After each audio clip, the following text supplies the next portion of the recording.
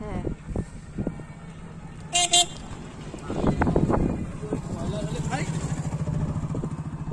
বলতে বৃষ্টি হতো, কলেজে যেতে পারতাম না, বাচ্চা কাদের নিয়ে চলতে পারতাম না, খুব কষ্ট হতো।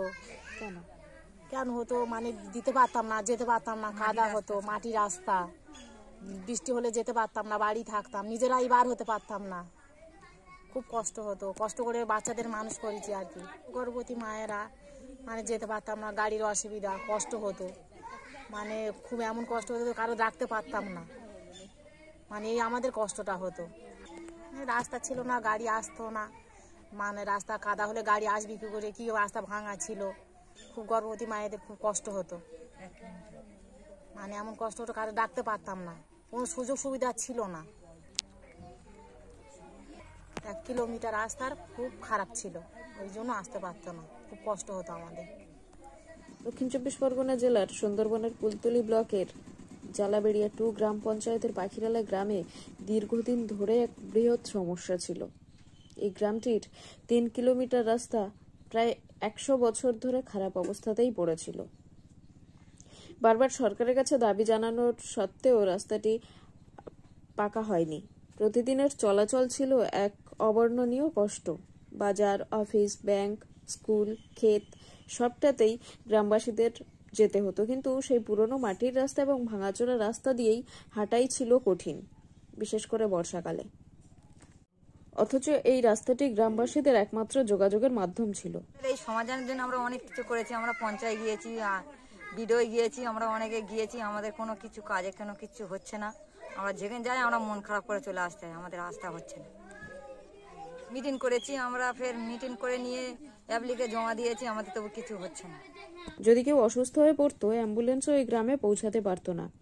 অবশেষে গ্রামের মানুষের সংগ্রামের ফলস্বরূপ সরকারের পথশ্রী স্কিম থেকে এই 1 কিলোমিটার রাস্তা সংস্কার করা শুরু হয়। সেই সমস্যার সমাধান কিভাবে হলো?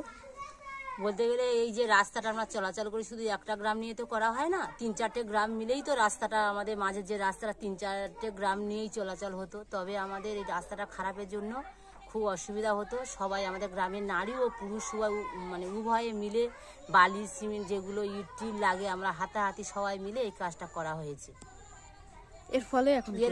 এর ফলে আমাদের খুব উপকৃত হয়েছি। 1 নম্বর পয়েন্ট বলতে পারি যে বর্ষাকালে আমাদের প্রচণ্ড ক্ষতি, মানে বিশেষ করে যদি বা কোনো আর্জেন্ট ক্ষতি বা মায়েদের, গর্ভবতী মায়েদের বা কোনো একটা বাড়াবাড়ি কোনো অসুখ বিসুখ হলে গাড়ি ঘোড়া আসার জন্য খুব সমস্যা হতো, কেন রাস্তার সমস্যার জন্য গাড়িতে সহজে ঢুকতে পারে না, অসুবিধা হতো। তারপর বাচ্চারা স্কুলে যে স্কুল যাওয়ার একটা গাড়ির ব্যবস্থা করা হয়েছে স্কুলে ঠিক টাইমে পৌঁছে দেওয়ার জন্য, তার জন্য আমাদের খুব সমস্যা হতো। এর মায়েরা ঠিক মতো কলে থেকে জল আনতে পারতো না, এসব সমস্যাগুলো ছিল। এখন মানে রাস্তাটা হয়ে আমাদের সমস্যার সমাধান হয়েছে বা করানো হয়েছে, আমরা সবাই মিলে সেইটাই করেছি। আমরা সবাই, নারী পুরুষ সবাই উভয়ে মানে সহযোগিতায় রাস্তাটা সুন্দর বানানো হয়েছে। সুন্দরবনের মেয়ে, কাজের সূত্রে আমাকেও বাইরে বেরোতে হয়, তার জন্য এই রাস্তা দিয়ে মাঝে মধ্যে যাতায়াত আমাকেও করতে হয়। এই সমস্যাটা নিয়ে আমরা আধিকারিকের কাছে গিয়েছিলাম 2021 সালে। আধিকারিক আমাদের আশ্বস্ত করেছিলেন যে ঠিক আছে, আমি দেখব। এবং এই সমস্যাটি তোলার পরে আমি সোশ্যাল মিডিয়াতেও শেয়ার করেছিলাম। 2025-এর ফেব্রুয়ারি মাসে এই রাস্তার সমস্যাটি সমাধান হয়েছে। দীর্ঘ সংগ্রামের পর পাখিরালা গ্রামের মানুষের জন্য স্বপ্নের বাস্তবায়ন ঘটেছে। পশ্চিমবঙ্গ সরকারের সাহায্যে এই পাকা রাস্তা হয়েছে এবং গ্রামবাসীদের যাতায়াত অনেক সহজ হয়েছে। এই উন্নত রাস্তা তাদের জীবনযাত্রার মান অনেকটাই উন্নত করেছে, আর তাদের কষ্ট এখন আর আগের মতো নেই। আজ তারা অত্যন্ত খুশি, কারণ দীর্ঘ সময় পরে তাদের দাবি পূর্ণ হয়েছে। এটি বড় উপহার হয়ে দাঁড়িয়েছে।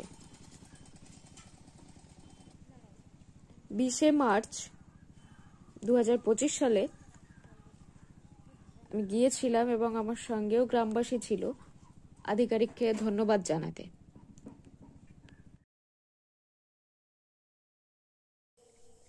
আমার এই ভিডিওটা আপনারা যারা দেখছেন একটুখানি শেয়ার করে দেবেন, কারণ আপনার গ্রামে না হোক অন্য কোনো গ্রামে হয়তো এই সমস্যা রয়েছে।